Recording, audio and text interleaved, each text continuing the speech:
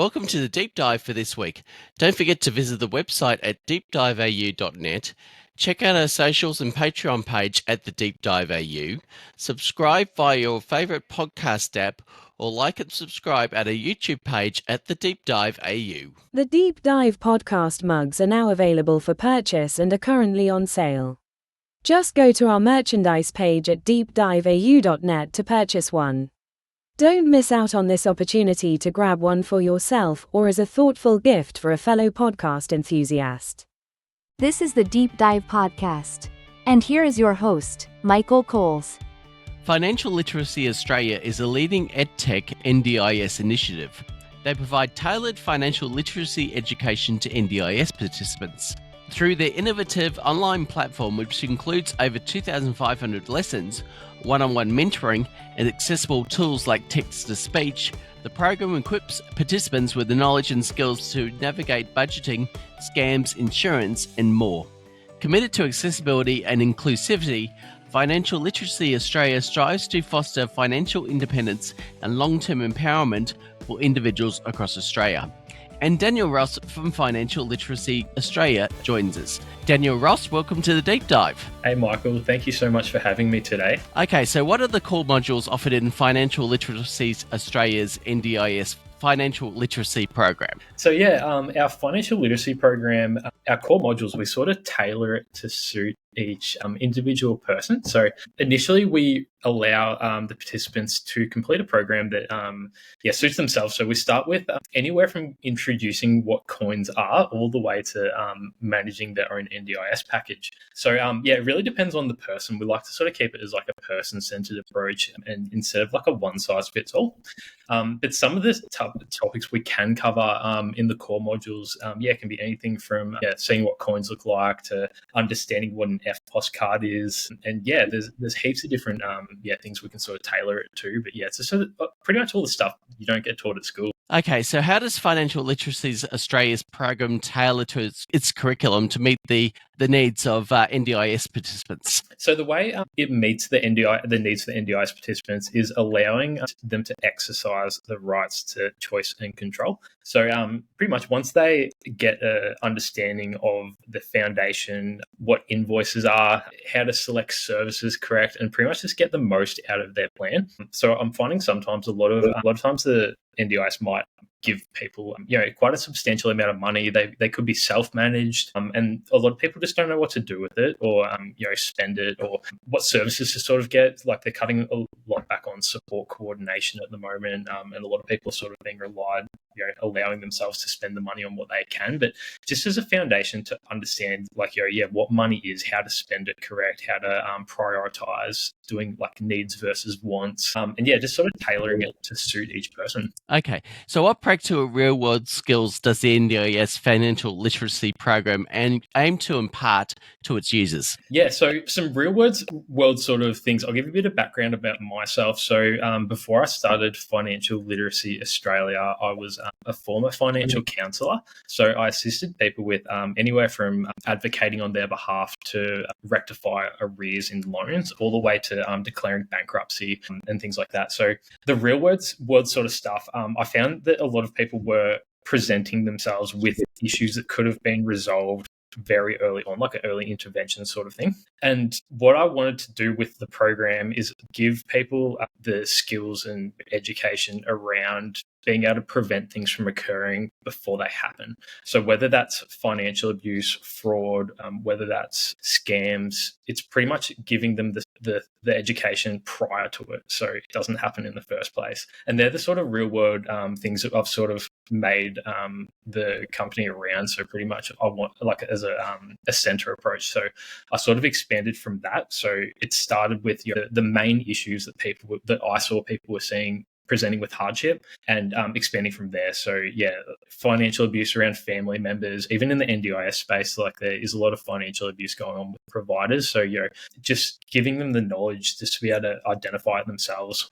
So what topics are covered in the beginner module of the NDIS Financial Literacy Program? Yeah, so with the beginner one, it's mainly around like just introductions. So we've got like introductions to bills. So that could be whether I'll give a bit of delivery. We didn't cover this, sorry. So the way that my program's delivered, it can be online, so through an app we have, or it can be delivered face to face in Victoria at the moment. So the way that people can consume the program is by themselves at home whenever they want. So with the introduction, they can sort of learn at home by themselves in a place where they feel safe. Like they don't have to leave the house. Like say if they've got mental health issues, if they've got don't have a big budget, they can just sort of work at their own pace at home. So the beginner sort of focuses around like learning just what a bill is or what a scam is. Just understanding that financial abuse exists and some people can't be trusted with things. We don't really go too much into like the details of what it can look like. It's more just giving them a foundational knowledge of that they do exist. Okay, so how does the intermediate module of the program assist users in achieving financial independence and self-reliance? So we have a lot around goal setting. So pretty much I have a bit of a different approach to education around finances than, say, a lot of schools might, even if they don't offer it. But if they did offer it, it's a lot different. So I focus on a lot of goals. So that could be like I've got participants that want to go to say like a carnival, for example. We set the date for the carnival and then we deconstruct how that's going to look. So we sort of work out, okay, we're going to need this much money for food, this much money for rides, you're going to need this much money for show bags.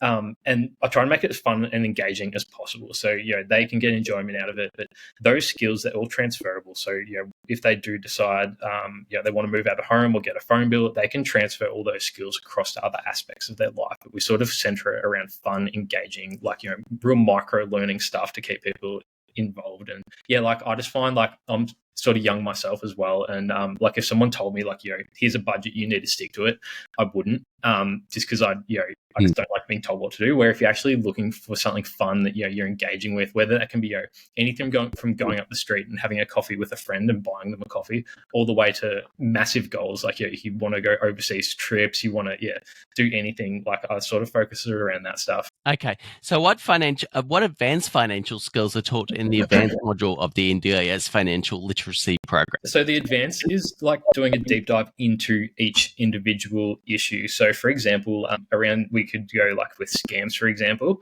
It teaches just about email phishing, real intricate fraud stuff. We could do a lot of information around budgeting and setting goals, like go real intricate. So a lot of the stuff, it's real high end sort of learning that a lot of people wouldn't even get at school if they offered it. And just giving them a real good explanation. All that's transferable to the NDIS fund. So like, once they identify, what a scam is, they'll be equipped with the knowledge of not being scammed within the NDIS and, saving their money, obviously, because they're not getting scammed. Same as financial abuse, like what that looks like from different friends, family, carers, and just equipping them with the knowledge to exercise the rights of choice and control. Okay. So what is the significance of budgeting and scam awareness in the context of the NDIS financial literacy program? Yeah, so pretty much as I said before, like there's a lot of scams getting around at the moment. Like I got scammed a couple of weeks ago myself. Like they're getting really good. And as a context for the NDIS, it just protects themselves, their money. So it's just like it's just so transferable. Once they learn about scams, about the NDIS funds, they can apply it to themselves at home.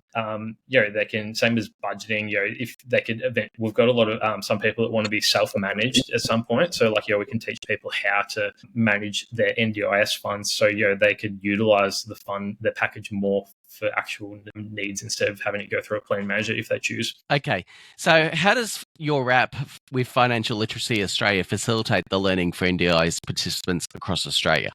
So a little bit more about myself. I'm from a regional town, the Wimmera, halfway between Melbourne and Adelaide. So a lot of the core sort of things around my business is that I wanted to have it as accessible as possible for anyone in Australia. So we find it hard to get services here just because we're that limited. We might have a few people that can help with money, but a lot of the issues around transport. So like there can be towns around here that might only have 1,000 or 2,000 people, maybe 500. And actually the logistics of getting people to appointments and that is really challenging, getting people out of the house. So I wanted to keep it online and as accessible for everyone as possible, especially in the industry. So the Financial Literacy Australia within the NDIS is the first of its kind, and it's one of the first programs delivered online as a self-paced sort of thing. So I wanted to have it so anyone can access it from wherever they are, whether they're in the middle of Northern Territory or they're in the centre of Melbourne or Sydney.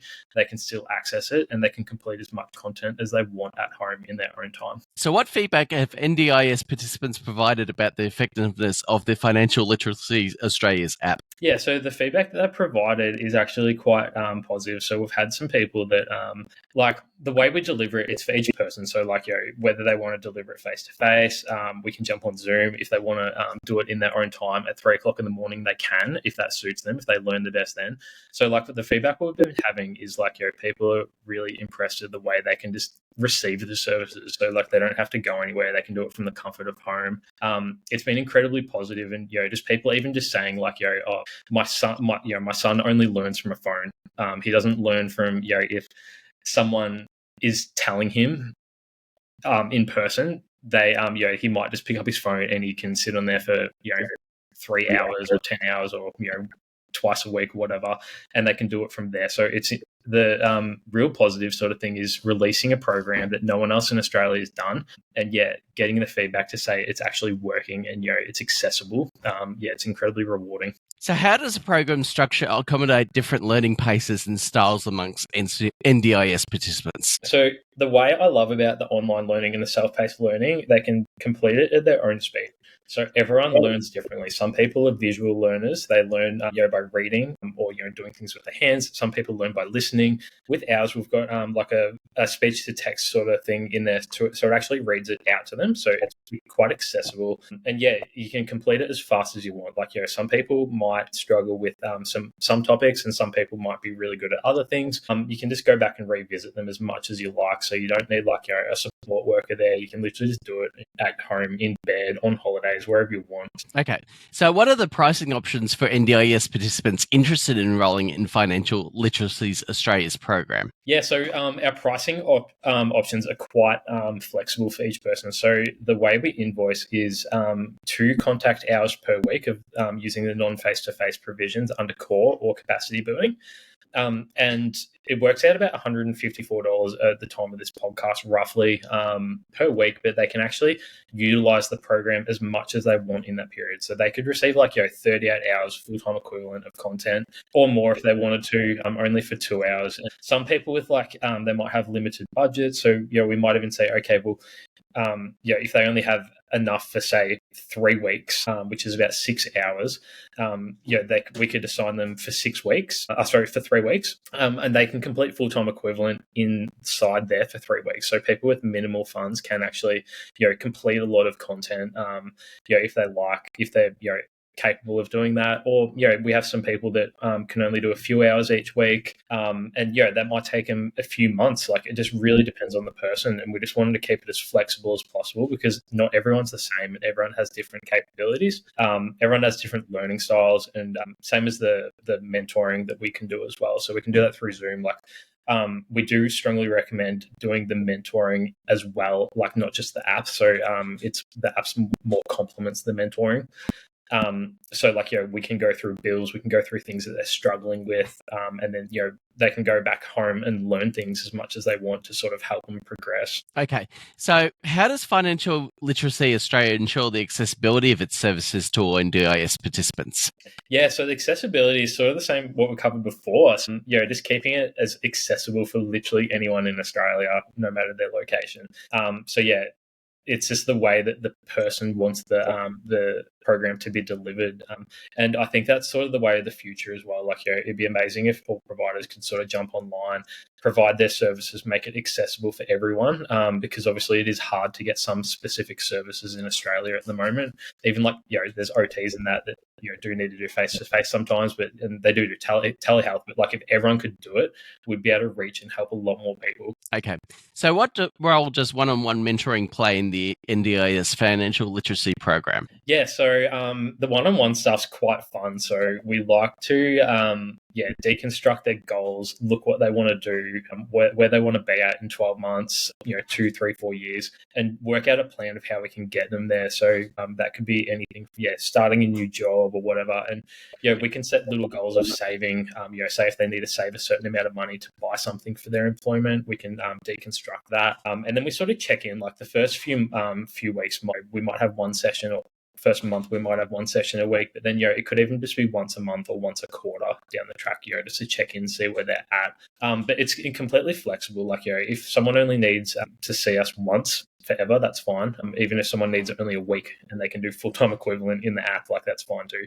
I just wanted to keep it as flexible and as provide as much value as we can for each person as possible. Okay, so how does Financial Literacy Australia's program prepare NDIS participants to self-manage their NDIS plans effectively? Yeah, so depends on the person. So it can be anything from understanding what an invoice is. Comparing services is probably a big one. So understanding the different options they have.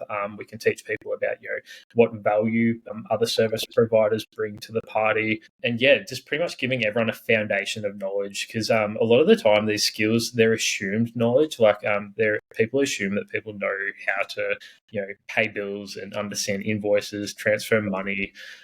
And like, unless your parents taught it, like a lot of the times people don't know unless, they might have taught you a little bit at school, but a lot of the time, they don't teach anything like this at school. So how do people like this register for the program? Yeah, so it's quite simple. You can just jump on our website and have a free trial of our app, or you can send us an email or a DM on our social media, and then we can just sort of discuss, what your requirements are.